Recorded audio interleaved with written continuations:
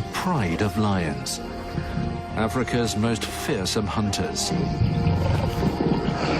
Their territory, a small patch of land in Zambia's wild Luangwa Valley.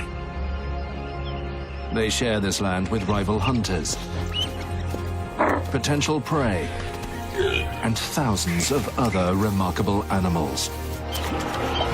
While the pride struggles to catch a meal big enough to satisfy them, we spend one day and one night here and meet the animals that also call the pride's land home.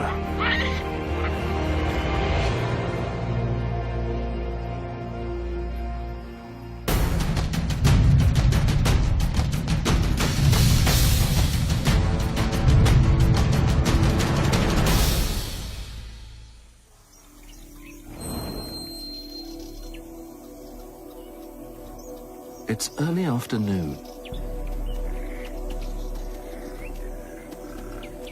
and the pride rests in the lengthening shadows.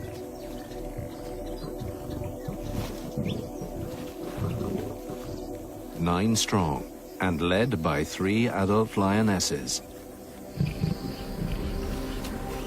They are the top predators here.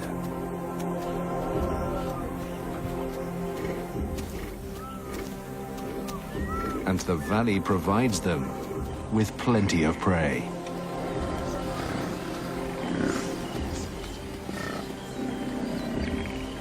But recently, they haven't had much luck.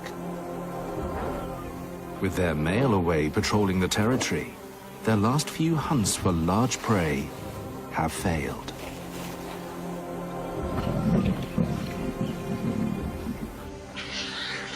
They're hungry.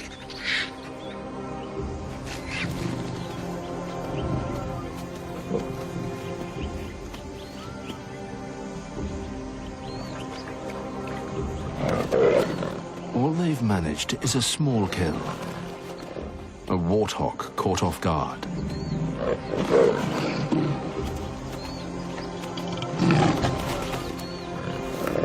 But when you have so many mouths to feed, it's barely even an appetizer. Warthogs have savage tusks that can reach over 25 inches long. This time, the risk has been greater than the reward. Battered and hungry, there's too little left to go around. The lionesses leave the scraps to the rest of the family. A young male will need around 11 pounds of food a day to survive. There isn't even enough left for the vultures to pick at.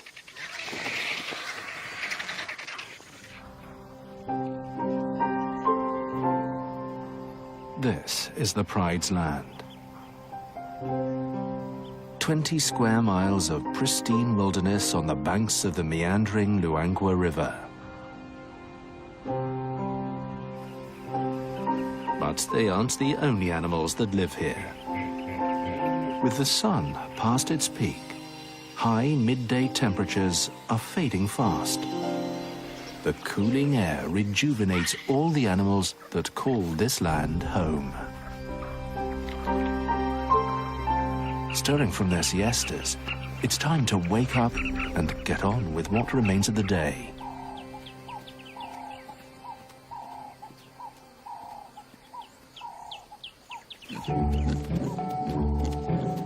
Warthogs emerge after hiding from the midday heat in their burrow and head to what remains of a lagoon. Their homes are usually within strolling distance of a water source. And the muddy edges of the lagoon provide the perfect place for an afternoon dip. Warthogs are part of the pig family and are also in the same order of mammals as the hippo. Like all pigs, they don't have functioning sweat glands. So, to regulate their temperature, there's only one option: to wallow.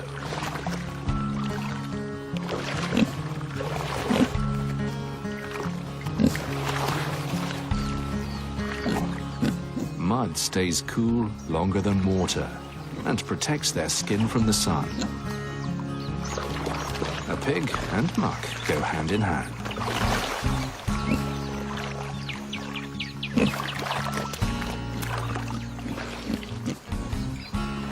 It's such an essential part of a pig's lifestyle that some scientists believe spending so much time in the mud is what stopped them from evolving the ability to sweat in the first place.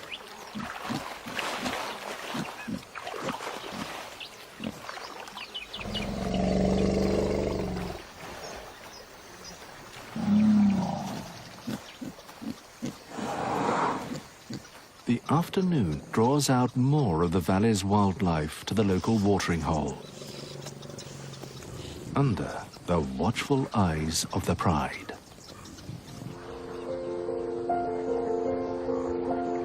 Above, a squadron of great white pelicans ride the rising thermals, fueled by the afternoon heat. They're attracted by the narrow crescent of water below, one of the few water sources left within the Pride's territory. Sweeping low over the water in formation, they work together to channel air under them and generate lift.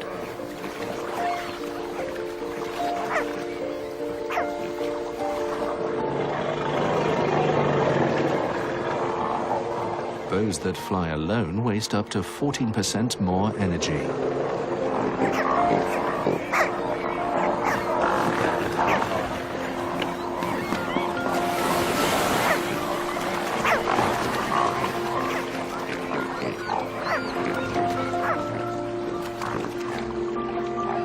Preening is top priority, keeping their feathers aerodynamic as well as waterproof.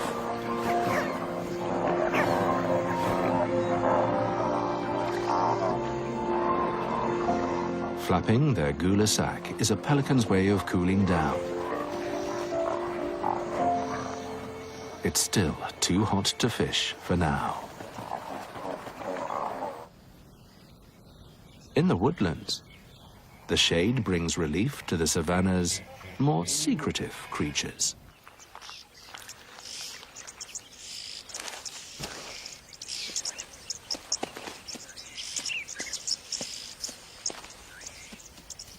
The late afternoon's cooler temperatures draw a herd of greater kudu tentatively out of the shadows.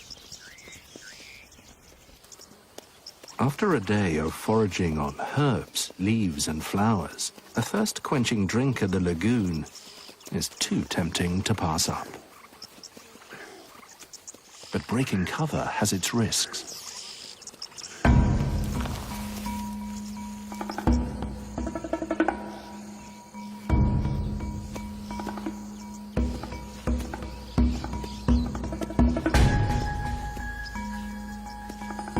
A kudu would be the ideal meal for the unsatisfied Pride, and certainly worth investigating.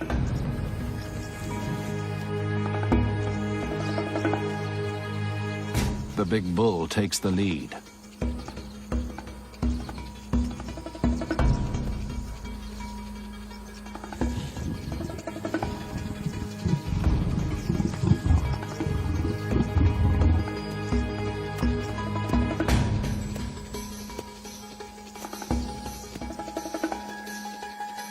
The females know something's not right. Smelling, they search for any signs of a threat.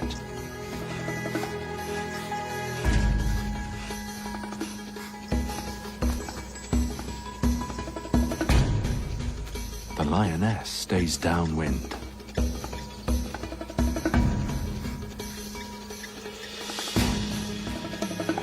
Giant ears swivel to locate the sounds of any predators. Their acute senses make them tough to sneak up on.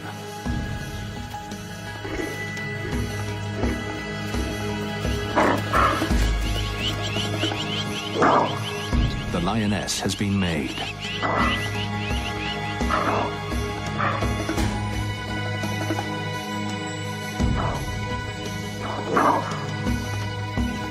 With all their attention on her, the lioness has little chance of a successful hunt. It's over before it even began.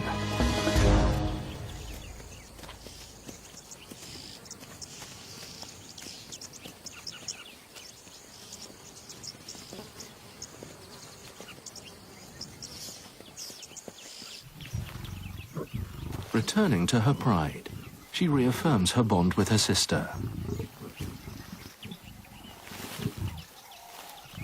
She may not have succeeded in providing for the pride this time, but fewer than 1 in 5 daytime hunts are successful. The fast approaching night may provide more opportunities.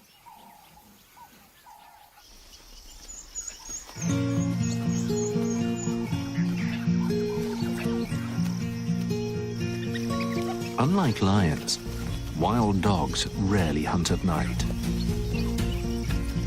They prefer dusk and dawn.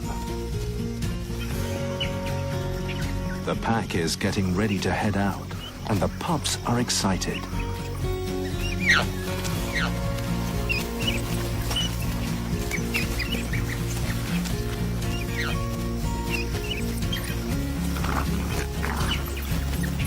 They're a year old, and finally grown up enough to join the rest of the pack on their daily expeditions.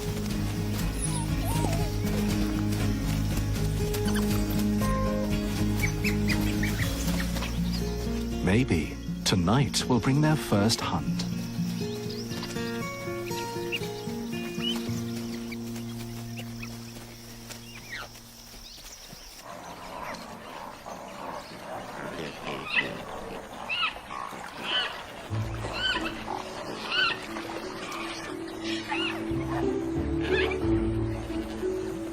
Back at the lagoon, marabou storks join the pelicans.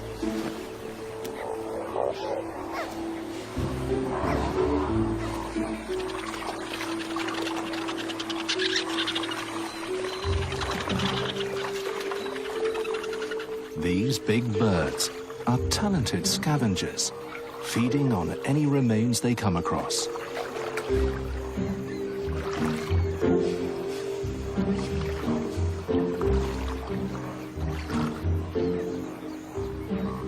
Their grotesque, featherless heads, cloak-like plumage, and love for carcasses mean they're often referred to as the undertaker bird. But they don't exclusively feed on carrion. The low water level means fish are tightly packed together. Easy pickings. The marabou wade right in. Pelicans and yellow-billed storks aren't far behind.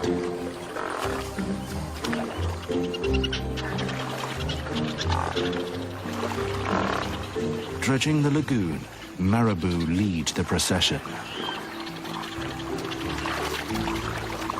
closely followed by the yellow-billed storks.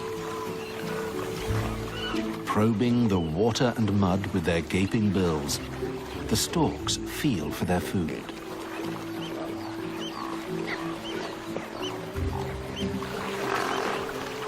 Pelicans drag their net-like sacks through the water.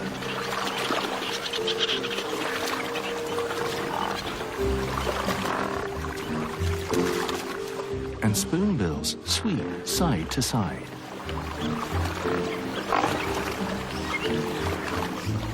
The fishing party pushes prey into tighter and tighter groups. A wall of birds and roiling water leave the fish desperate. There's no way out but up.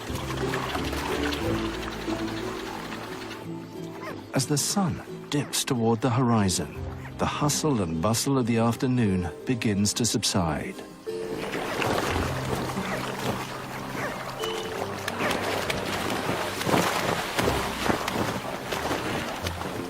With the party winding down, it's time to find a roost for the night. They're not the only ones calling it a day.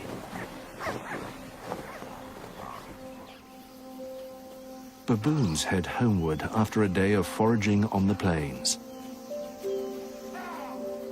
Guinea fowl take one last scratch before turning in for the night. The lions watch and wait while all around them settles down.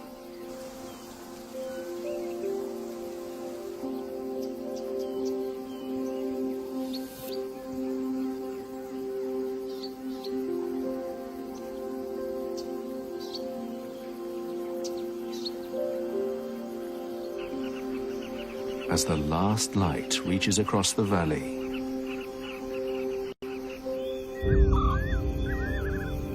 the day shift hands over to the creatures of the night. While some return to the safety of their treetop homes, the ground below comes alive. Matabele ants are on the march. Under the cover of darkness, they're moving house and taking all of their belongings with them. Up to 2,000 worker ants carry precious packages, black cocoons, and white developing larvae. The next generation. The larvae are the colony's brood, its prized possessions.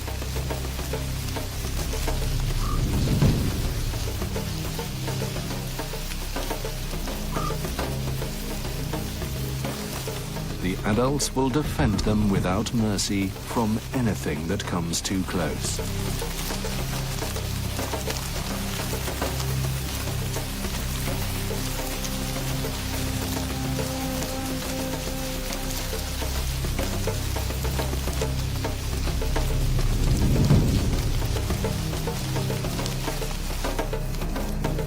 Following a chemical trail laid down by the lead scout, they head towards their new home.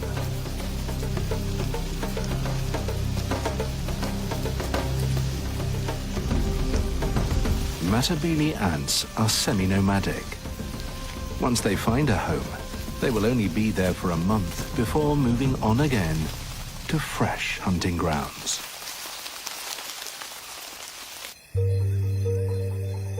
It's 10 o'clock, and the full moon hangs high above the valley. Night is the domain of the predator. This is when the lions are most active.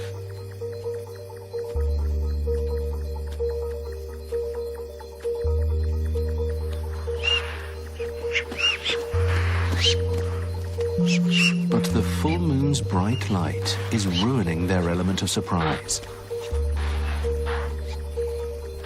The impala and puku see them coming.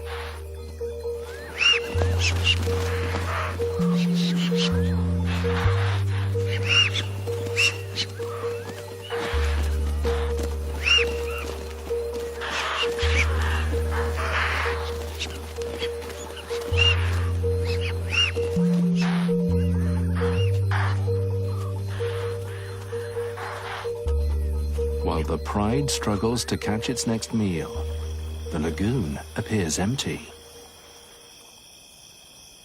But it's not as quiet as it seems.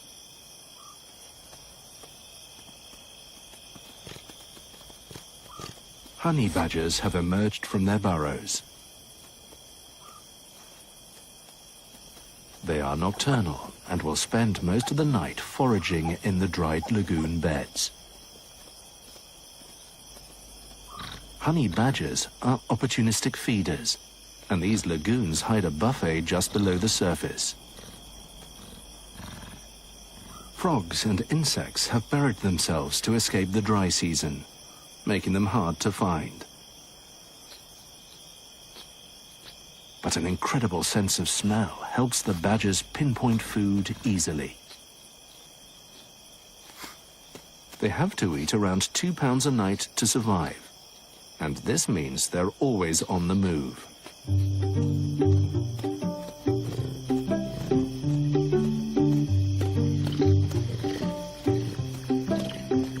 Tough and industrious, they can cover over 25 miles in search of food. A marathon every night.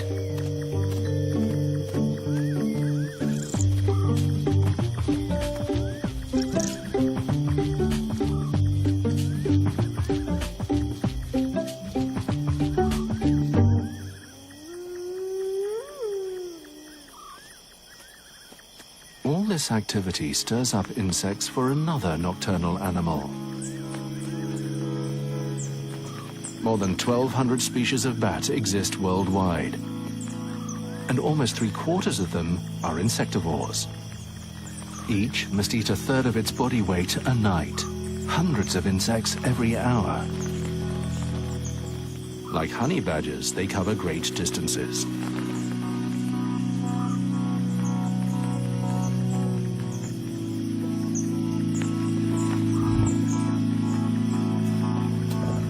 The lions have come down to drink.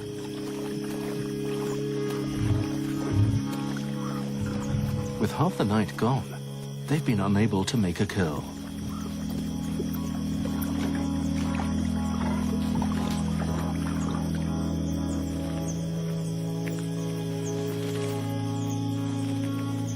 Under the canopy of a nearby ebony grove, a sausage tree is in bloom. Their chandelier-like flowers open at dusk, and each only lasts one night. Brimming with nectar and pollen, they attract a host of insects. And the bats home in for a feast.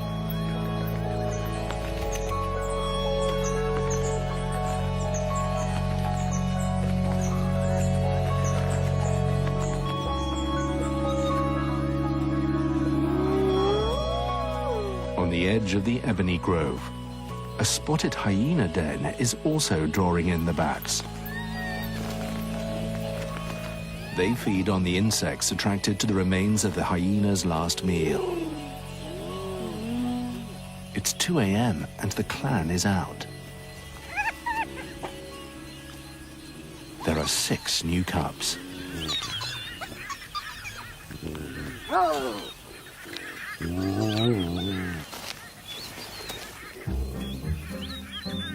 Stuck underground for most of the day, they have plenty of energy to expend.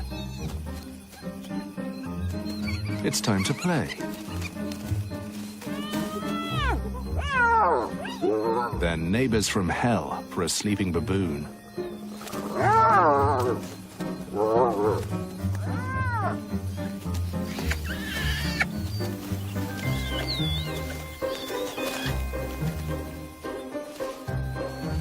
Hyena society is highly competitive. Cubs are born with their eyes open and teeth bared. From birth, they fight savagely with their siblings. It creates a hierarchy that will last for life. After 2 weeks, aggression begins to give way to play. And after a month, it becomes even more enthusiastic, helping them to establish friendships and integrate into the clan.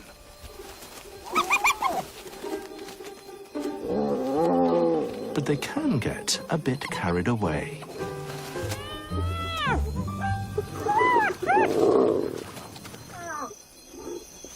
Exhausted, the little cubs settle down to suckle. Their mother invests far more resources in her milk than other carnivores. It has 3 times the fat and protein content of a human's, and her cubs will be completely dependent on it until they're 8 months old. But to provide this nutritious milk, she must eat frequently.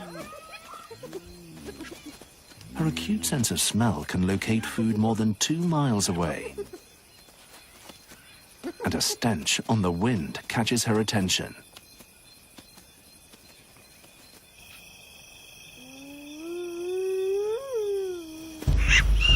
It's 2 hours before dawn. Hunt after hunt. Failure after failure. The pride has no luck.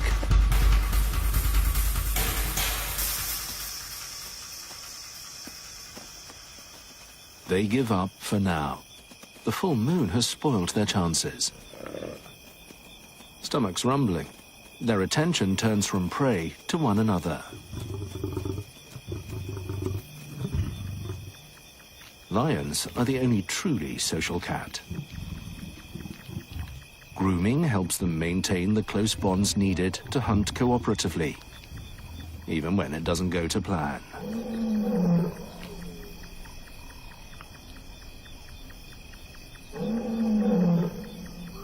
Distant roars echo through the cool night air. Their male is calling, the sound carrying almost 5 miles across the valley, proclaiming, "This land is ours."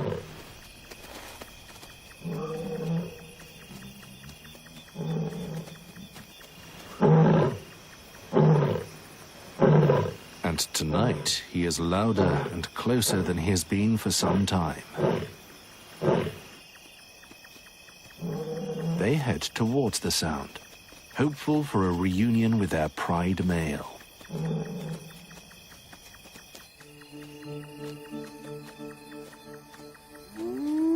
The hyena mother's incredible sense of smell has led her to a buffalo carcass. It's rancid, but her strong stomach acid will kill any bacteria on the decomposing meat. It has more than enough nutrients for her to produce the rich milk her cubs need to survive. Access to the food depends on her ability to dominate others in the clan. As the matriarch, she quickly puts others in their place.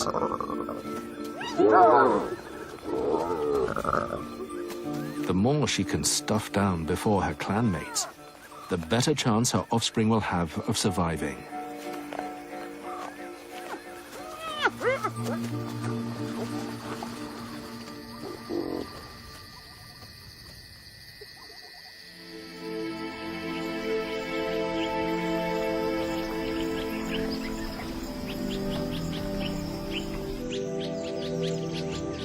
Dawn breaks in the Ebony Grove.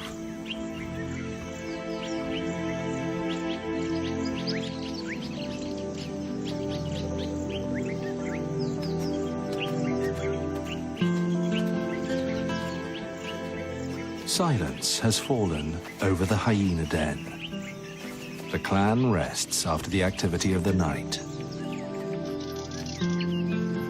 With the pride nowhere to be seen, baboons descend from their roosts.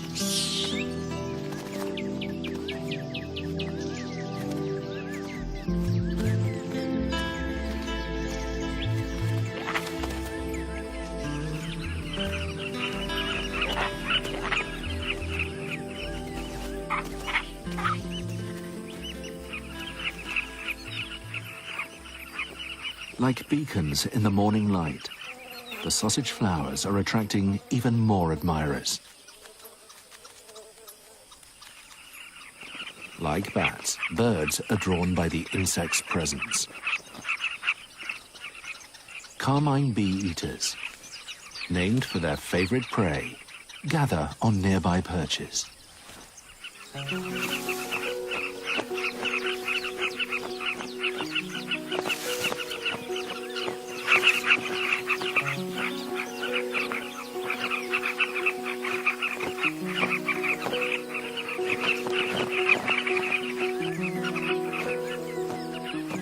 Unlike bats, they don't use sound. Their incredible eyesight helps them catch their marks with ease.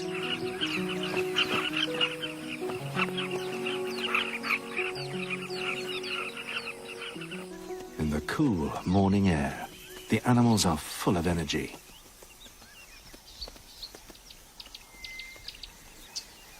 Young rams move together as part of a bachelor herd.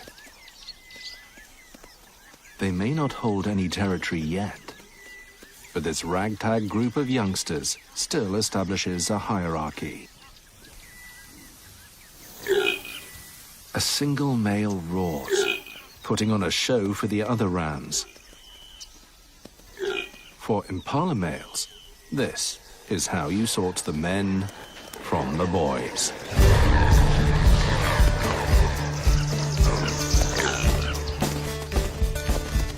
And it's contagious.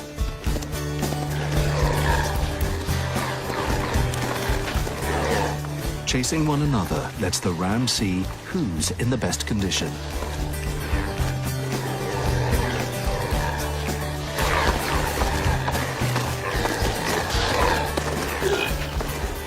The boys' unruly behavior is largely ignored by the females.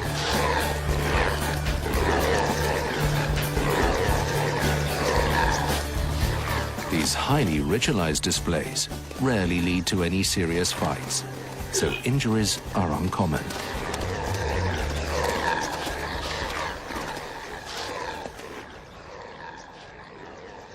Their excited roars carry more than a mile along the river. The impala bachelors aren't the only boisterous animals this morning. Baby baboons play on the riverside.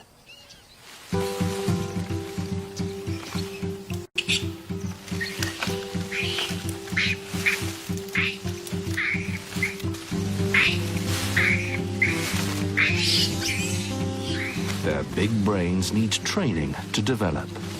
Climbing, jumping, and chasing are the perfect ways to learn to be a baboon.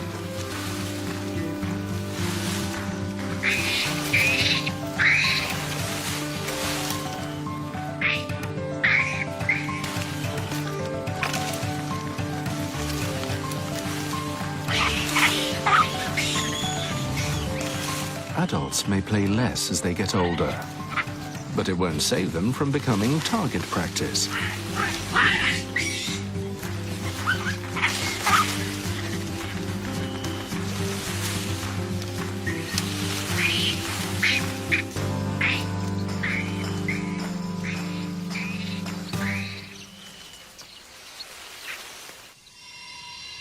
The mid-morning sun steadily marches on.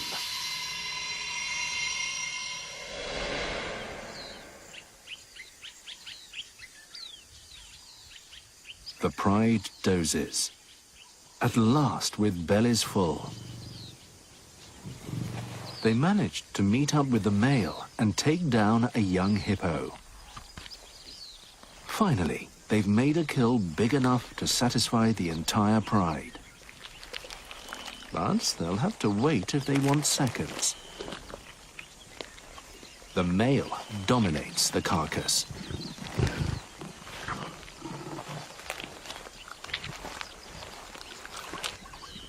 Younger cubs have joined to wait for their share. For one hungry juvenile, it's too much to just sit and watch.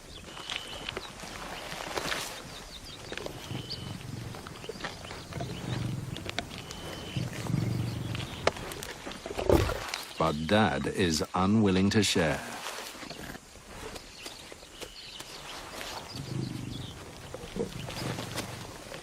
When it comes to feeding, cubs are lowest on the ladder.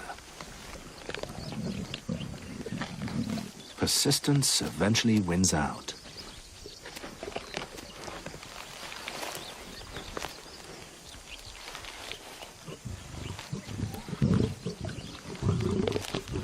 The male has had his fill and allows the others to tuck in.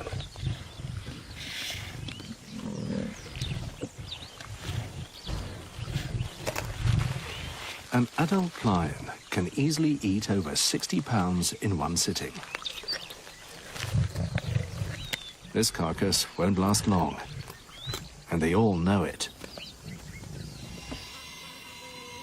The valley is hotting up, and as the sun rises further into the cloudless sky, shadows begin to retreat.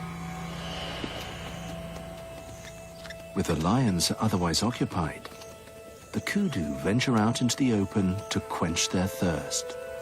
But they won't drop their guard. Lions aren't the only predators around. Perimeter checked, they head down to a pool to drink before temperatures become too unbearable. In this climate, they need to drink 1.5 gallons a day to survive. They head back to the woodland, where they'll be able to feed, protected by the shade of the canopy.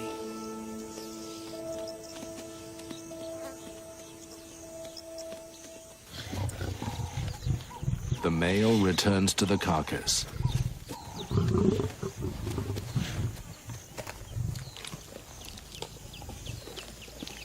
It's time for thirds. But it's getting too hot to eat out in the open.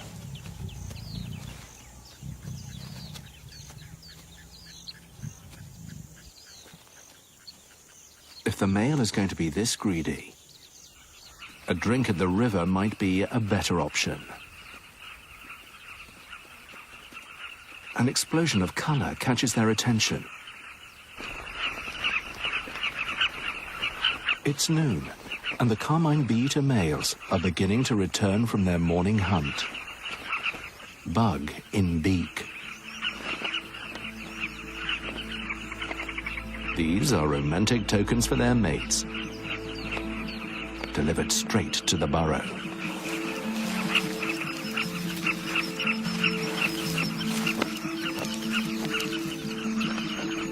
But a carmine colony can be a rough neighborhood. Hard-earned gifts are eyed up before they even reach their rightful recipients.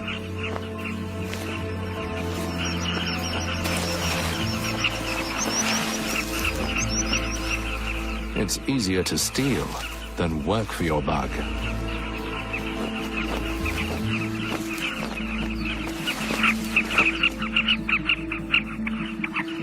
This one's made it past the thieves. His mate quickly comes to collect.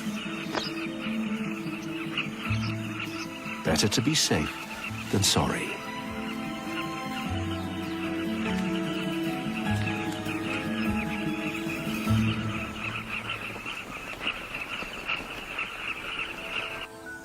On the other side of the river, African skimmers carve through the shallow waters.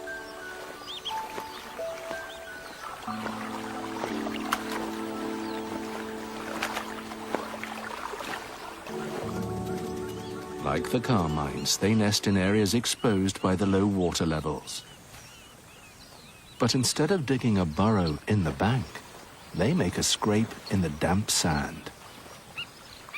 The moist sand keeps their eggs cool when the sun hangs high in the sky. But it leaves the clutch vulnerable to wandering predators. A ground hornbill is named for its habit of stalking over land in search of prey. There's little he won't eat.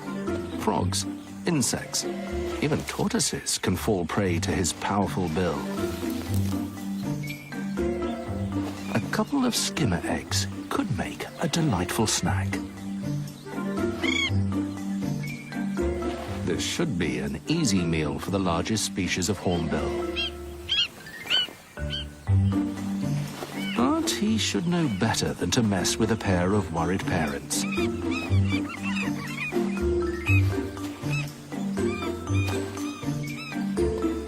The skimmers are dwarfed by the hornbill, but the safety of their clutch comes first.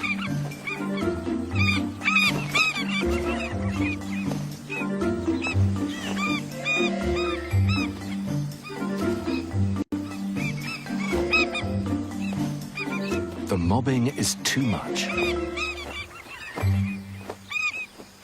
He'll have to look for food elsewhere.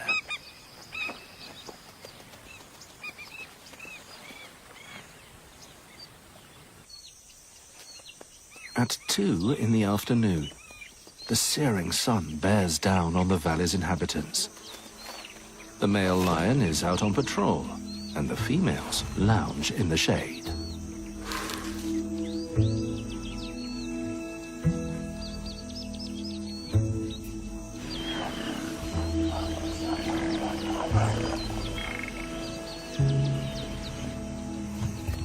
The heat of the day and that full feeling has them at its mercy. If they could, they'd sleep all day anyway.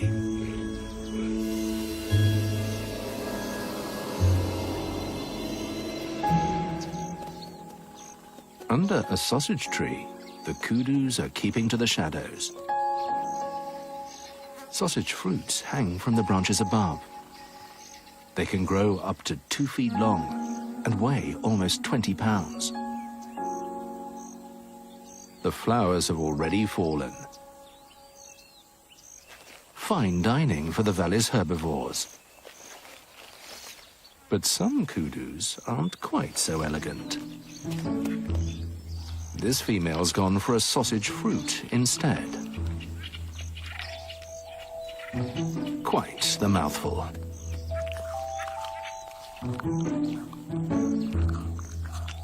Rock hard. It's tough to get down.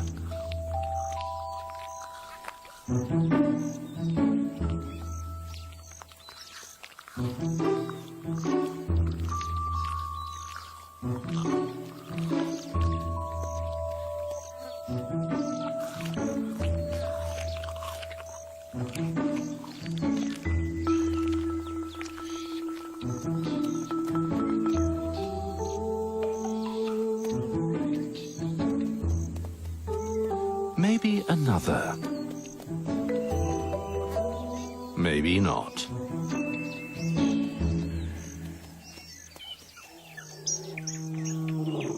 The male lion's roars carry across the valley again.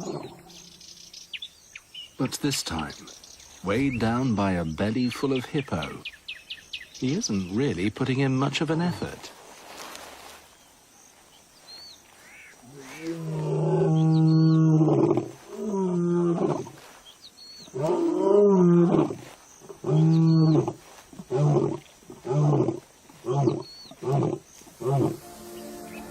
The blazing sun slowly begins its journey back towards the horizon. From dusty lagoons to leaf-littered woodland, shadows begin to lengthen and rake across the ground once more. The wild dogs shouldn't have to get up for an hour or so yet. Like the lions, they're taking the afternoon off. But in the bush, you've got to be careful where you lay your head.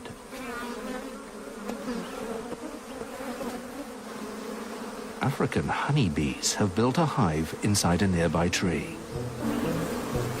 Legendary for their aggressive nature, they will defend their nest by attacking anything that moves. Bee guards patrol the area, investigating any potential threats.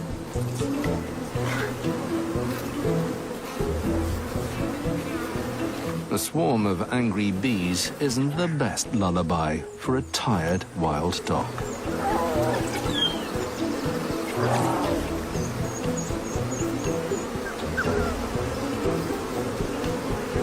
African honeybees sting 10 times more frequently than their European cousins.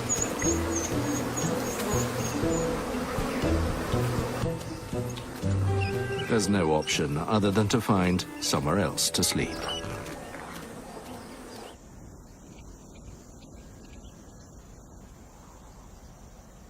An hour before sunset, vultures circle in the soft light of the evening.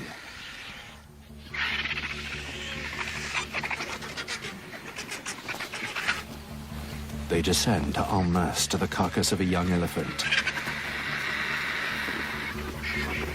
The male lion is here too.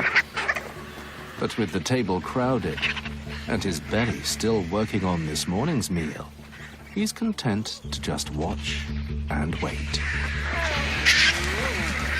50 ravenous birds jostle for a position where they've ripped the carcass open.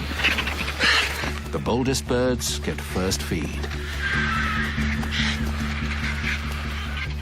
The lappet-faced vulture is the largest vulture in Africa.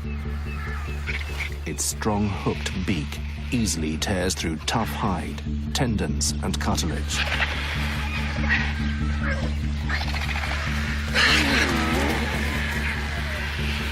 His aggression and power mean the smaller white-backed vultures wouldn't dare challenge him.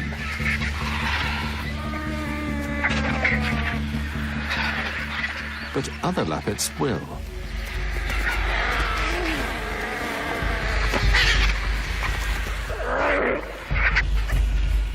attacks over the carcass come thick and fast. White-backed versus white-backed. Lappet against lappet.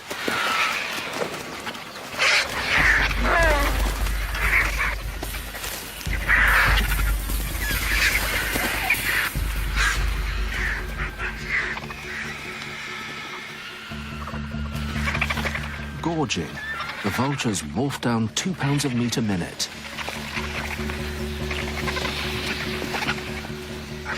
Vultures may have a bad reputation, but removing festering carcasses keeps the environment disease-free. Some have overdone it. And as the sun falls, the circle of satisfied birds grows.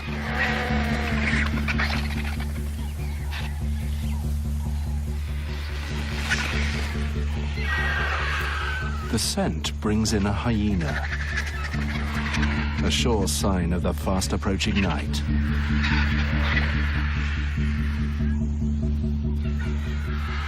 Alone, he's no match for the watchful lion.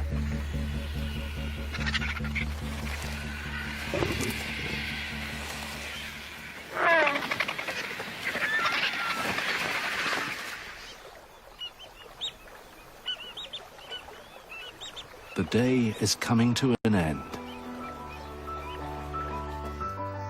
As nocturnal creatures begin to stir from their dens, Impala and Puku prepare for the night ahead. The pride may have fed today, but it won't be long before, stomachs empty, their attentions turn to the next meal. Every night is a long night for those that call this valley home.